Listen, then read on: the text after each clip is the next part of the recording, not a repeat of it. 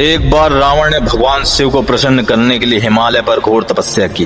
रावण भगवान शिव का परम भक्त था और वह चाहता था कि भगवान शिव हमेशा के लिए उसकी नगरी लंका में निवास करें। अपनी तपस्या को और भी कठोर बनाने के लिए उसने अपने 9 सिर काटकर हवन कुंड में अर्पित कर दिए। जब वह अपना 10वां और अंतिम सिर चढ़ाने जा रहा था, तब भगवान शिव ने उसकी भक्ति से अत्यंत प्रसन्न हुए और प्रकट होकर उसके सारे सिर पहले की तरह जोड़ दिए। इसके बाद भगवान शिव ने रावण से वरदान मांगने को कहा। रावण ने वरदान में शिवजी से उनके ज्योतिर्लिंग को अपने साथ लंका में ले जाने की अनुमति मांगी। शिवजी ने रावण की बात मान ली, लेकिन एक शर्त रखी। उन्होंने कहा कि वह ज्योतिर्लिंग को अपने साथ ले जा सकता है, लेकिन यदि वह उसे रास्ते में कहीं भी जमीन पर रख देगा तो वह वहीं हमेशा के लिए स्थापित हो जाएंगे। रावण ने यह शर्त स्वीकार कर ली और शिवलिंग को अपने कंधे पर रखकर लंका की ओर चल दिया।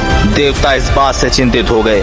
उन्हें डर था कि यदि रावण भगवान शिव के ज्योतिर्लिंग को लंका में स्थापित कर लेगा तो उनकी शक्ति बहुत बढ़ जाएगी और वह तीनों लोकों पर हावी हो जाएगा। देवताओं ने इस समस्या का समाधान करने के लिए भगवान विष्णु से मदद मांगी। भगवान विष्णु ने एक ग्वाले का रूप धारण किया और रावण के रास्ते में प्रकट हो गए। जब रावण देवघर के पास पहुंचा तो उसे लघु शंका करने की तीव्र इच्छा हुई। वह शर्त के कारण शिवलिंग को जमीन पर नहीं रख सकता था, इसलिए उसने उस ग्वाले को देखा और उससे कुछ समय के लिए शिवलिंग को पकड़ने का आग्रह किया। रावण के आग्रह पर ग्वाले ने शिवलिंग को अपने हाथ में ले लिया। रावण लघु शंका करने चला गया, लेकिन भगवान विष्णु के प्रभाव से उसे वापस आने में बहुत देर हो गई। जब तक रावण लौटा तब तक ग्वाला शिवलिंग के वजन से परेशान हो चुका था और उसने उसे वहीं जमीन पर रख दिया।